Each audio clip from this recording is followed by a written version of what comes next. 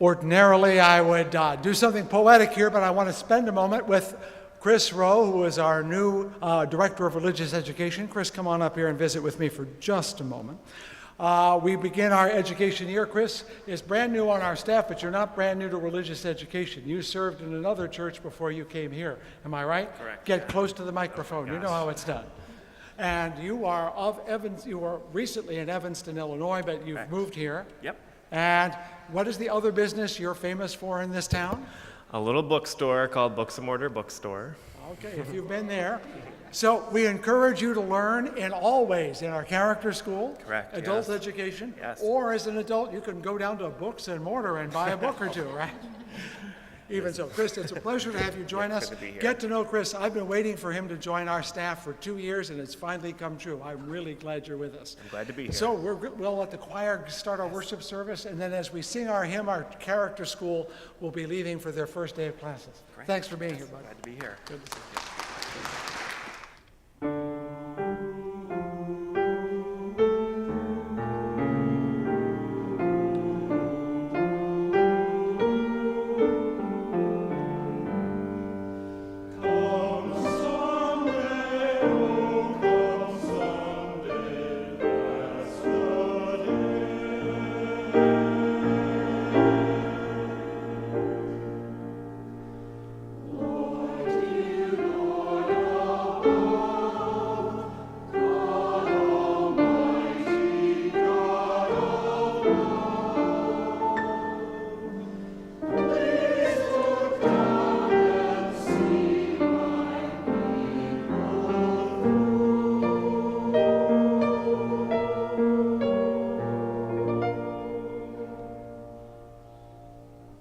Singing our first hymn this morning, which you will find as number 42, Morning So Fair to See.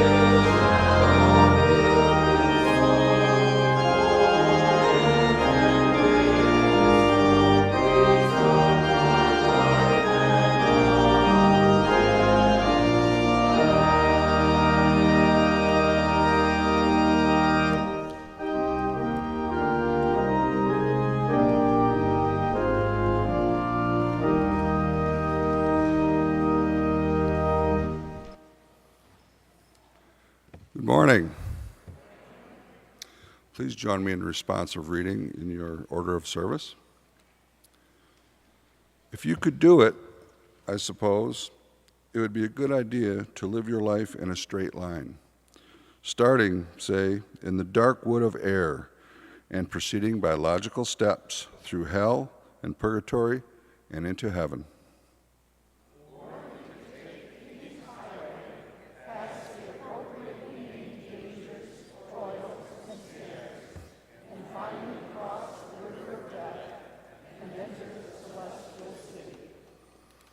Often, I have not known where I was going until I was already there. I have had my share of desires and goals, but my life has come to me, or I have gone to it mainly, by way of mistakes and surprises.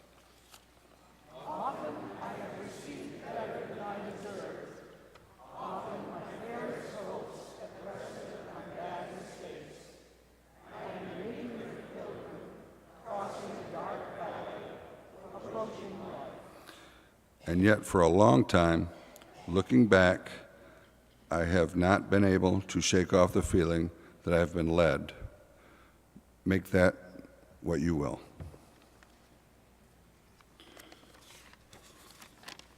Welcome back.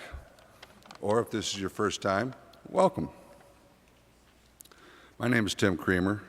I'm a governing board member. I'm also a member of the Build Guild. Fred had talked about that a little bit before the service. What is the Build Guild, you ask? That's a good question. The Build Guild is a new group at the church. The purpose of this group is to help communities with building or rebuilding projects. Several members have already spent time working with Habitat for Humanity over the past few months. I stood here many times and told you one of the reasons I love this church is because it gives me the opportunity to get involved, an opportunity to make a difference, an opportunity to change the world. Now, I've talked about our trips to New Orleans in the past that I was part of to help with the rebuilding after Hurricane Katrina. And as I said many times, these trips were some of the most rewarding times of my life. The Build Guild is planning a trip to Port Arthur, Texas, to help rebuild from the effects of Hurricane Harvey. The flooding from Harvey covered nearly the entire city of 55,000. With a poverty rate of 29%, Port Arthur has struggled to recover.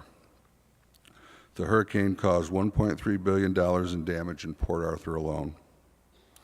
Despite 80% of the housing being damaged, the city trails others in their rebuilding efforts. Early funding for rebuilding efforts have largely went to Harris County, which includes Houston.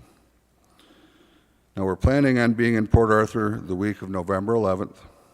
We're still working out the final details. We'll be flying or driving. It's still to be determined. We have housing set up for the time we're there. We're estimating a per-person cost of $500 to $700 to make the trip. We're working to bring that cost down. We won't know exactly what this cost will be until we have more firm numbers on the number of people going. Now, the personal rewards you will receive can't be measured in dollars and cents. The two groups that went to New Orleans, I was part of both of those trips, they were organized specifically for that one purpose. They disbanded as soon as the trips ended, although the friendships that were forged will probably last a lifetime. The Build Guild organized with the intent of being an ongoing group. As I've said, members have already spent time working with Habitat for Humanity, and after the Port Arthur trip, we will continue to work with our community and others to help rebuild as they need. If you are interested in joining our group for the Port Arthur trip or for other projects we will take on, or if you're just interested in what we're all about, we have an information table set up in the social hall, and it will be there for the next several Sundays. Stop by and ask questions, or if you see somebody in a shirt like mine, ask them questions. It says Build Guild right across here. I know you can't read it from there. We're looking to finalize our numbers as soon as possible, so if you are interested, please come and talk to us at the table.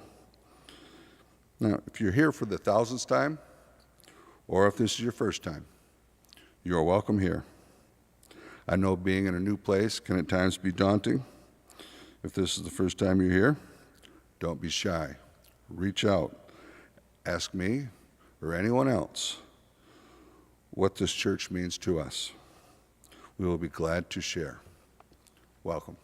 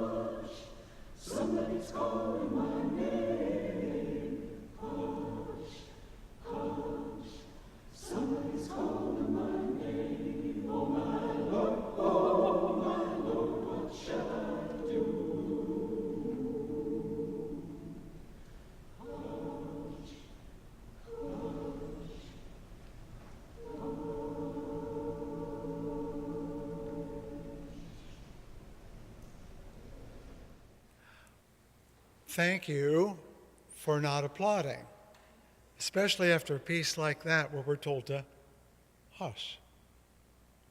But I want you to appreciate the choir at some point before it gets too far into the season, because they are in very good voice. Not this minute. Save it for another moment. Who knows when it'll turn up? The Spirit will lead you. I have two passages this morning. One that's pertinent to the moment because this evening is Erev Rosh Hashanah, the beginning of the Jewish New Year, which is actually a 10-day period. It's also called Aseret Yomat Shuvah, 10 days of returning or return or repentance, going back and starting over. They're also called Yomim Noraim, the days of awe. when the Jewish community feels especially close to its origins and to its experience of God. And during those days, certain stories are read, and they're not the ones you might imagine. It's not the beginning stories, not Genesis. They're actually two of the most difficult stories to understand in all of Torah.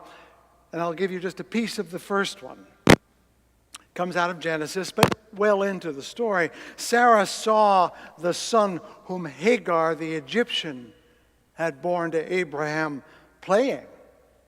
And she said to Abraham, "Cast out that slave woman and her son, for the son of that slave shall not share in the inheritance of my son Isaac."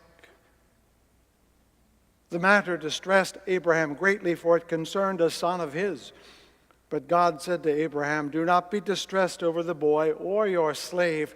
Whatever Sarah tells you, do as she says, for it is through Isaac that offspring shall be continued for you.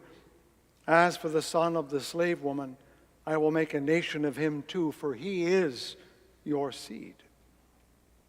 Before I go to the second reading, this is the mythic story that separates two Semitic peoples, those that call themselves Judeans or Jews, and those that call themselves Arabs. And in the Quran, this story is even more important because they claim that Ishmael, as being the firstborn, is the one that received the true inheritance of Abraham, and clearly that's not the story as related in Torah. So when we wonder why our world is so troubled, these stories date from a very long time ago, and we are still living in the shadow of their claims. Which is why this next passage, a poem, just over 100 years old, because this year, 2018, marks the centenary of the end of the First World War, which was then the war to end all wars. Of course, it didn't. But what that war created, perhaps more than any other modern war, is a body of poetry from people like Siegfried Sassoon and Wilfred Owen. Powerful poems about the reality of war in modern times. And perhaps this most famous poem, written in 1915 by John McCrae, a Canadian, serving under the British Crown. In Flanders fields the poppies blow, between the crosses row on row that mark our place. And in the sky the larks, still bravely singing, fly, scarce heard amid the guns below. We are the dead. Short days ago we lived, felt dawn, saw sunset glow, loved and were loved, and now we lie in Flanders field. Take up our quarrel with the foe. To you from failing hands we throw the torch, be yours to hold it high. If ye break faith with us who die, we shall not sleep, though poppies grow in Flanders field. Poignant and frightening. Take up our quarrel with the foe. I'll come back to that another time. It seems that we pass not only our good but our bad from generation to generation. How many of you have found old family quarrels that go on for years and years, or heard of them from others? Why is it that we still can't settle the question of North and South or black and white? We keep handing these quarrels on, do we not? And yet, in this church and in every church, I suppose, we wish to make it a better place for ourselves and for our descendants. Here we take up the other challenge of passing along, handing forward the good as well as the bad. And that's my prelude to the invitation to offering. Here at Fountain Street Church, whatever cash goes in the plate is a paying forward. It is a moment when we make a down payment on tomorrow's good, even if we will not be in that exact place, because not all people can do all the good. I, for one, cannot go to Texas without harming housing rather than building it. Others are beautifully suited to work with those who struggle with illness or poverty, We all have our gift to give, but we cannot give all gifts to everyone. And so our money represents the hand we cannot offer, the places we cannot go, the good we cannot do, but wish others to do. We pass it on to someone else. Here, take the good I have in my hand and make it happen. I'm going to get out my money again and remind you that this is really just a promissory note. In fact, that's what it's called. Originally, money like this, you went to the bank and could get silver or gold, and that would be the real thing. It isn't true anymore, but it is a promise of some value. So our offering today is asking you to make a promise for the next week, and just for the next week, that you will make the world better than it was yesterday. So, how much better will be up to you. Choose your president wisely. Your offering for the betterment of the world, to pass forward our hope, not our fear. That offering will now be most gratefully received.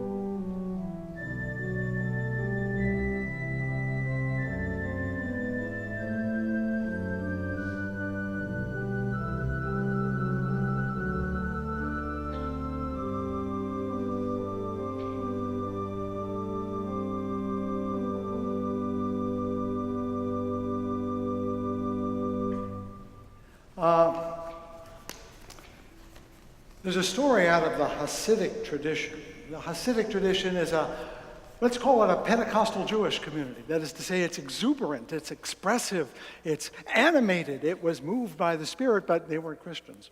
The Hasidic movement out of the 18th century was founded by an ecstatic rabbi named Israel ben Eleazar, but he became known as someone called the Baal Shem Tov. Oops, sorry about that. Is that God telling me to be nice? And the word Baal Shem Tov means the master of the holy name, because this rabbi was supposedly so gifted in praying that whatever Israel ben Eliezer asked of God, God would do. Now, we're going to talk about names this month from time to time. That's our theme in character school, the power of names, their significance. In ancient times, to know a name was to have power over that thing. In fact, in Chinese philosophy, the beginning of wisdom is not the fear of the Lord, but to call things by the correct name. So the Baal Shem Tov was the master of the holy name, who knew exactly how to speak to God so that God would listen. And I'm going to tell you a story about the Baal Shem Tov, because that's your prayer. It is said of the Baal Shem Tov that whenever Israel was in danger, he would go to a certain spot in the forest, build a certain fire in a certain way, and say a certain prayer, and the Holy One would listen to that prayer and spare Israel from the danger. But in time, the Baal Shem Tov got old and died, and one of his disciples had to go in his stead when the next crisis came to Israel. The trouble was, he didn't remember exactly where in the forest he should go. So he went off in the woods somewhere, but he remembered how to build the fire. And he remembered the prayer because the Baal Shem Tov had taught him that. And God forgave the successor for not knowing the place in the forest and spared Israel. In time, the disciple died, and his disciple, they are all men, by the way, was deputized to go in his stead, and sure enough, there was another danger to Israel. And sadly, he was not paying attention when he was taught how to build the fire. And he did not even know there was a certain place in the woods, so he just kindled a fire in the fireplace. But he had learned the prayer. And so he said the prayer. And God spared Israel yet again. And in time, that disciple died. And his disciple, well, let's just say he wasn't paying attention without learning the prayer. But sure enough, a moment came when Israel was in danger. And he lifted his head, stood up, and said, Holy One, I don't know your name. I don't know what to do. But I know I should do something. I don't know the right words. So I'll recite the letters of the alphabet. And you make the prayer. And God delivered Israel yet again. Walt Whitman is famous for saying that sometimes agonies are the truest prayer. Letters, sounds. At Fountain Street Church, we don't use the words handed to us, but we pass the struggles, the agonies, the hopes along. And when we pray, we offer up the letters of our emotional alphabet. The A of agony, the B, the C, the D. And give back the letters and allow the larger spirit to assemble them into the words that need to be heard. And so we pause in silence so that you may put the letters of your heart together and offer them up in whatever prayer you know, so that a larger power may write a poem from our hearts. Let us pause in silence.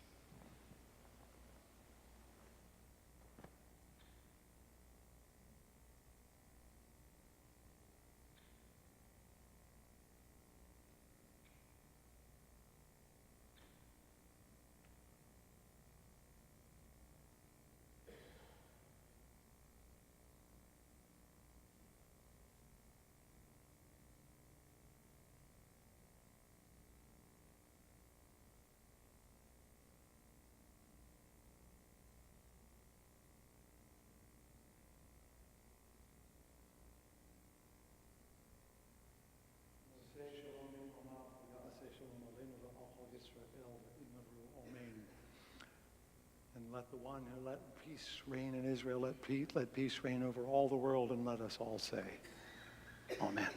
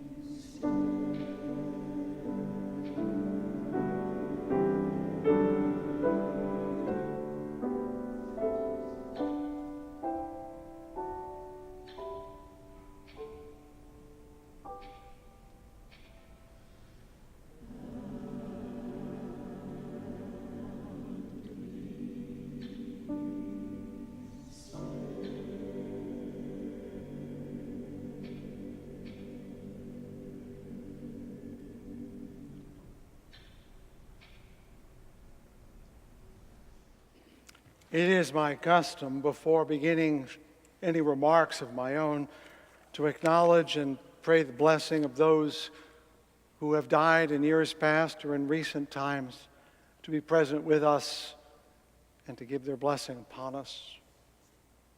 I live up the names of William Michael Slattery II, of Grant Lynn, of Mary Coles, and George Clay. El Malay Rachamim, Shokein Barachamim.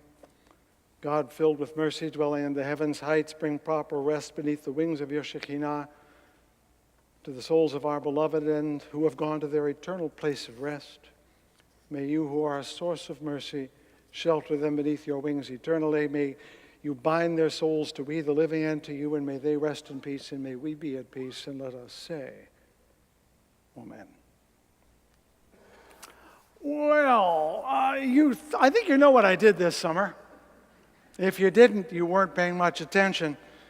Summer was just, in fact, the conclusion of a singular year for me that began with a decision I made last August and ended very publicly this past August. It would be vain to presume, of course, that everyone knows everything, so I'll state the obvious. Last year, I resolved to be a candidate for office, for Congress, in fact, and almost exactly 1 year later, the people chose, and it wasn't me.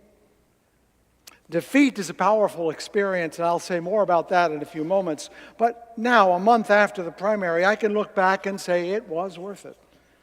Speaking of looking back, as I began framing these remarks, the words of the Danish theologian Søren Kierkegaard came back to me. This is the advantage of being overeducated. You remember things.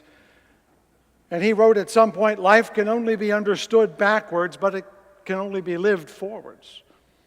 In retrospect, I can say that the challenge and dilemma of politics today is actually contained in that sentence.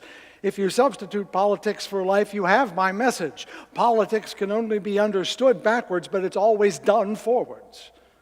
And we have plenty of people going forward and very few looking backward. And I would say it's relentlessly forward.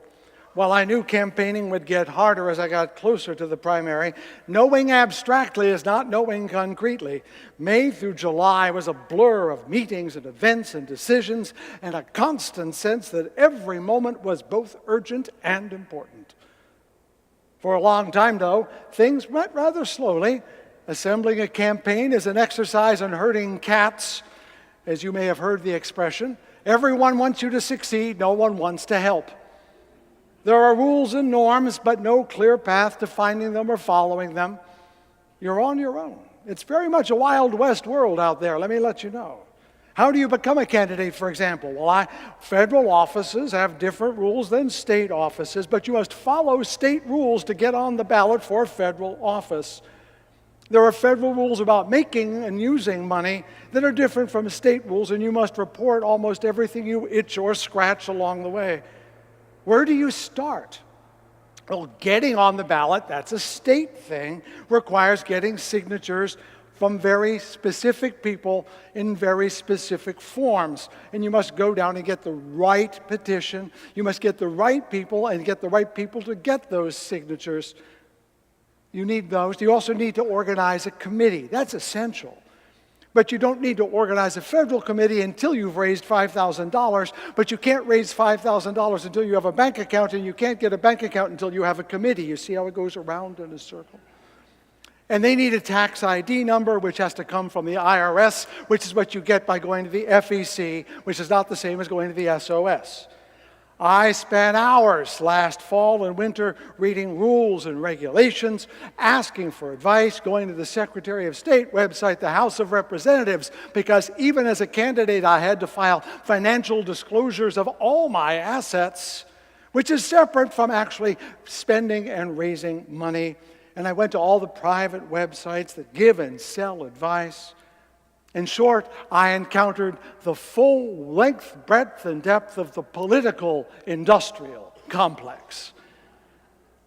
Another thing I knew abstractly but not completely was the business of politics. It is a business. In fact, it's a very large industry populated with fundraisers, organizers, field directors, pollsters, and so much more, but how deeply they are embedded in our politics was a revelation to me. Scarcely had I created an internet address, fredwooden.com, but I began to get email from people eager to sell me yard signs, send mail on my behalf, do polling on my behalf, all presuming I had money, of which I had none.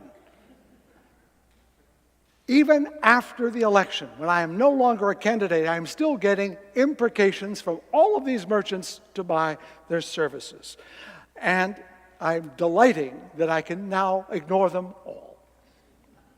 Entering politics reminded me of nothing so much as going into the Grand Bazaar in Istanbul, where merchants so crowd the hallways that you can't even go down the hallway without someone offering you this delight and that delight and telling you you absolutely must have it. And if you've ever been in a souk or a medina like that, you know that it's a rabbit warren and you can get lost in it almost instantly. When I finally got a committee registered with an actual mailing address, mail came from all the companies that were emailing me, offering all the expert advice. If there's too much money in politics, and I agree there is, I know exactly where all of it is going. Hundreds of company and thousands of jobs are where all that money goes. If you think reforming politics is reforming healthcare was difficult, try reforming politics. The status quo is very much in force there. Which brings me to fundraising. The higher the office, the higher the amount of money one must raise. The average, yes, the average cost of a congressional campaign is $1.3 million. Now, districts are roughly equivalent in population, roughly 710,000 people. You've done the math. That means it is required on average to spend almost $2 per person, not per voter, $2 per person. And that's true of both the winner and the loser. So it's $2.6 million, which is more than almost $4 per person for every district. Now, that's not true in our district, but it was still meant lots of fundraising.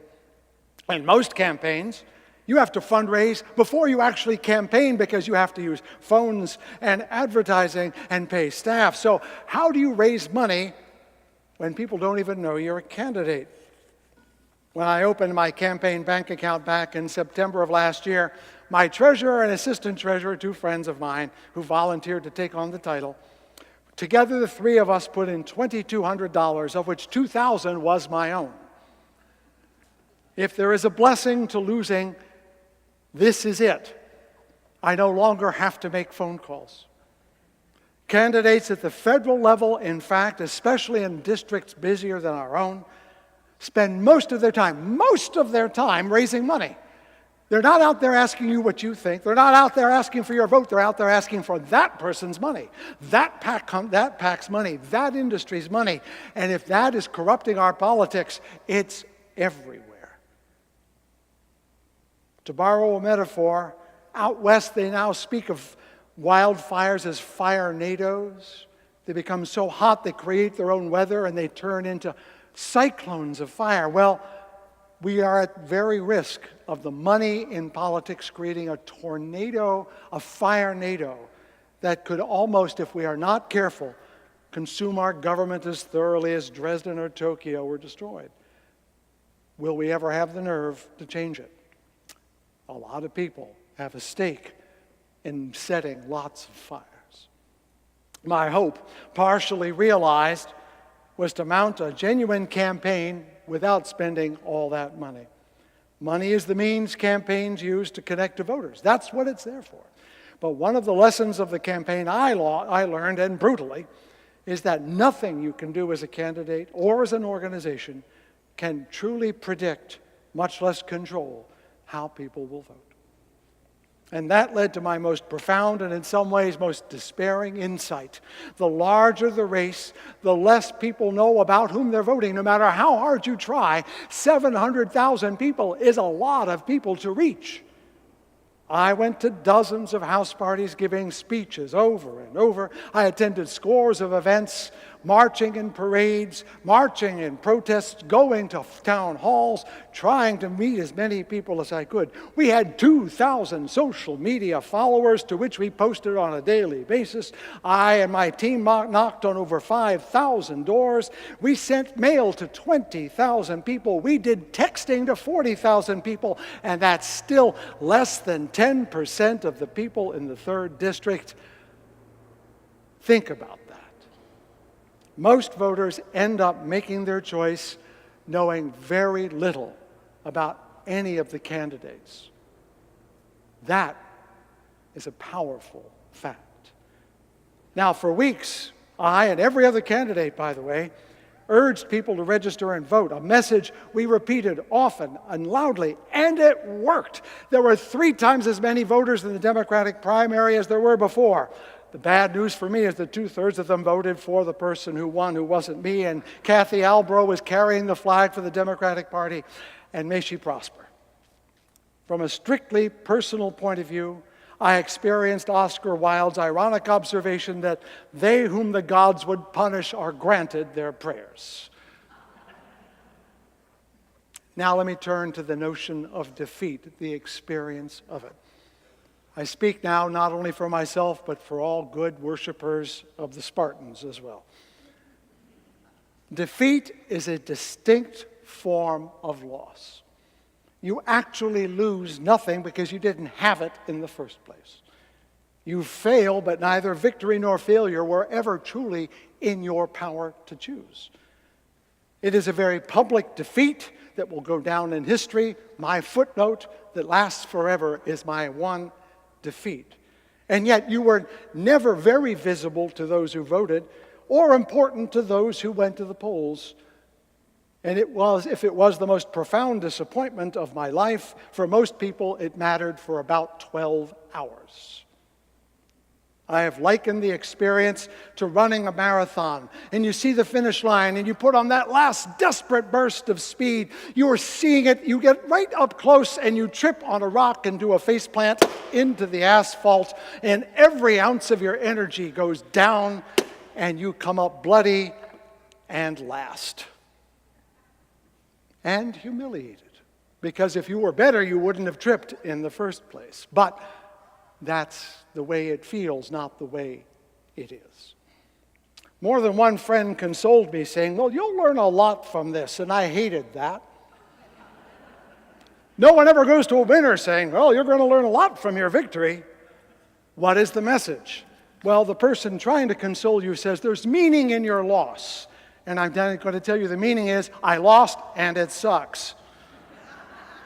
There may be more, but right now, that's what I'm thinking about. If you have not been defeated, do not give advice to those who have met defeat. Believe me, you don't know. But of course, I have reflected on the experience. What other choice can I have? I can now understand it looking back because I am not now moving forward.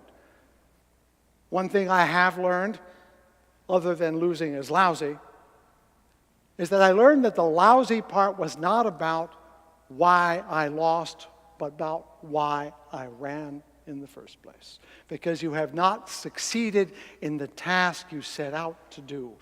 That doesn't mean it's your fault, but you cannot complete the work. And that is painful.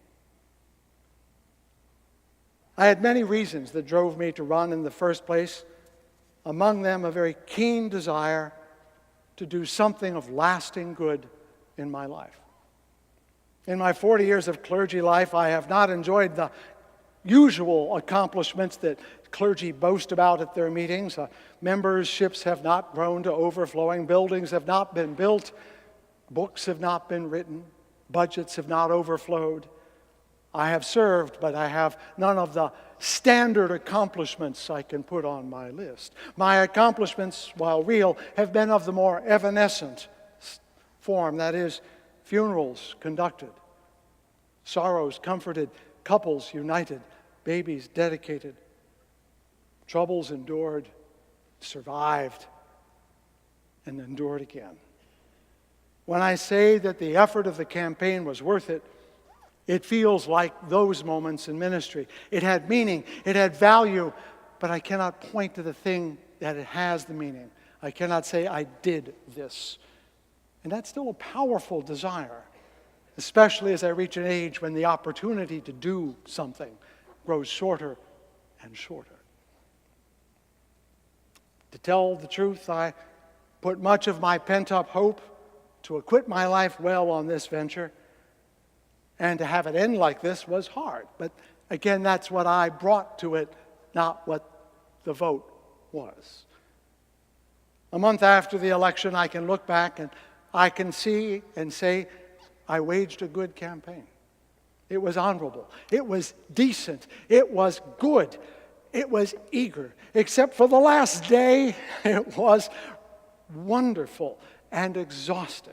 And I did learn things. Never in my life had I been truly in charge of something. Everything in my life as a clergyman has always had me reporting to a board or to a committee. This is the one time I did something where I was in charge of everything, and it was a hoot. Even when I did something wrong, I could then repair it. It was exhilarating. It put clarity in a place I've never had it before. There was only one opinion that ultimately mattered. That was mine. I bore all the power and all the responsibility, and that simplicity was thrilling. You who start businesses, I understand where the fun is now. The belief that others had in me gave me more confidence than I had in myself. That was wonderful too. My team was unified and energized, and that was exciting. We were doing what mattered despite the keystone cops of the experience of going here, there, and everywhere. We felt we were about something, and that it mattered, and that we were engaged in something that counted. It was by turns exhilarating and exhausting, daring and daunting, of utmost importance and utterly confounding. No wonder people love doing it. Outside of love and war, there are few things as intense and potentially life-changing as politics. I know concretely now both the soaring and the sordid reality of politics. I know how important it is to try to make it worthy of our ideals, and yet how immensely hard that is. I also know that our hope as a nation is not in this election or even the next, but in our politics itself, and that it must find a spiritual anchorage and not simply about the money, the candidates, or the parties. We are no longer thinking, talking, or operating out of our most basic values, but over who has power and how can I get it away from that person right now.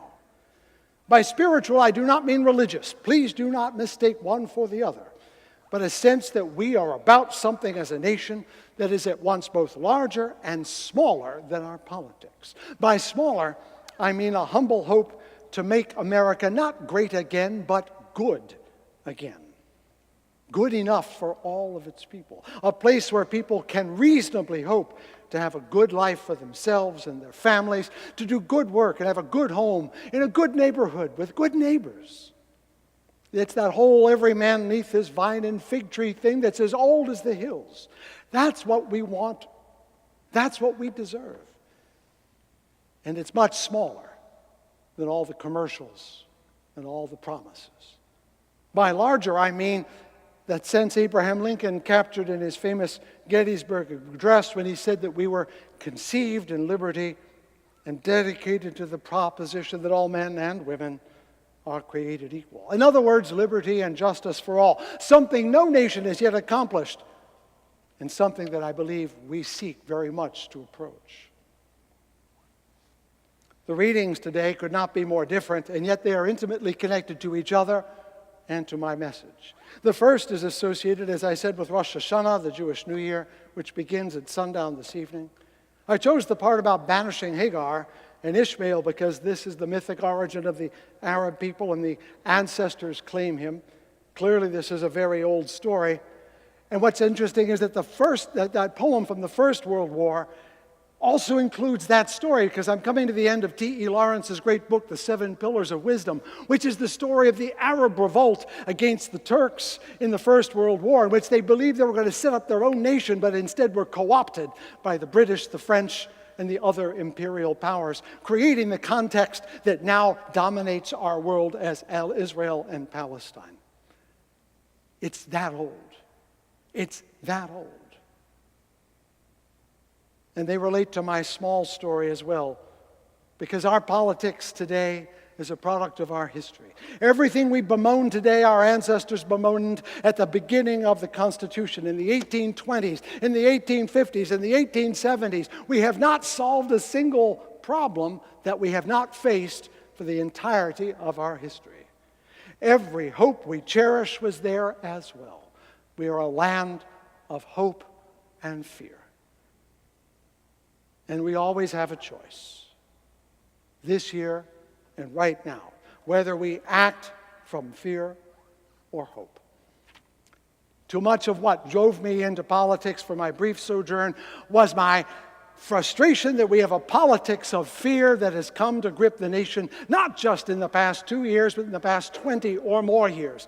And that only people willing to risk politics of hope and lose had a chance of changing that, because no one is going to risk the politics of hope without losing for the first and the second and the third election. It will be won by inches. It will be marked by candidates like me who wave the flag of hope and go down at the last, but nonetheless wave the flag. I ran for hope. Foolish as it might sound, impolitics as it was, I ran for the hope of liberty and justice for all, and I'm not the only one. Others are doing so now. The fact that I did not win the primary does not mean others are not running for that this instant. And if all of them do not get elected this time, do not stop believing it could happen the next time or the time after that or the time after that. Hope will take a generation. Liberty and justice will take a millennium. But we do not get there if we do not start now. In the end, I choose to believe that my defeat was part of the politics of hope.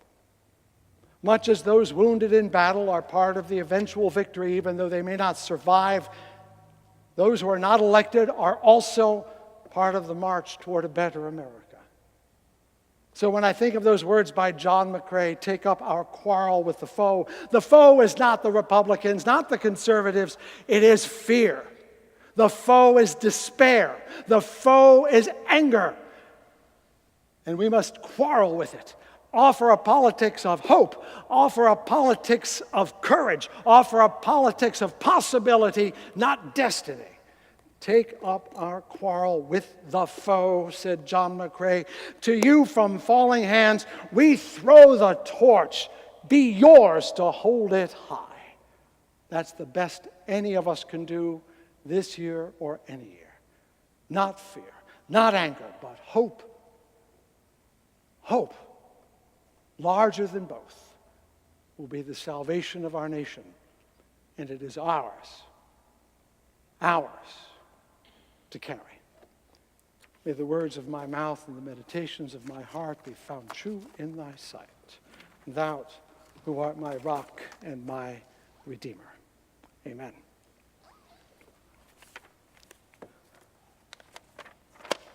Our closing hymn from the Jewish tradition, O hear my people, words of the Rabbi Nachman of Bratslav, drawn from the prophets before him. Shall we join in singing it together?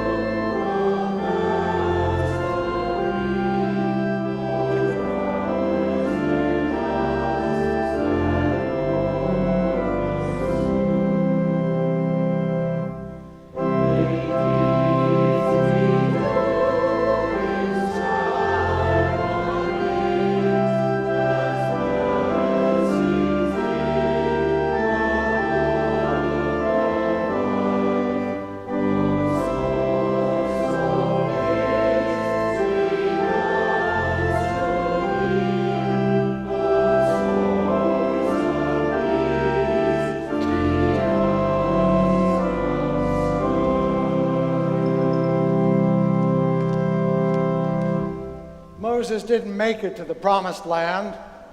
He could only tell the people who would go there what they needed to do. And at the end of Deuteronomy, he says, I call heaven and earth to witness today that I have set before you life and death, blessings and curses. Choose life that you and your descendants may live. That's why we're here, to choose life that we and our descendants may live. And let us remember that this day and every day is a day which the Lord has made. Let us ever rejoice and be glad in it. Amen and amen.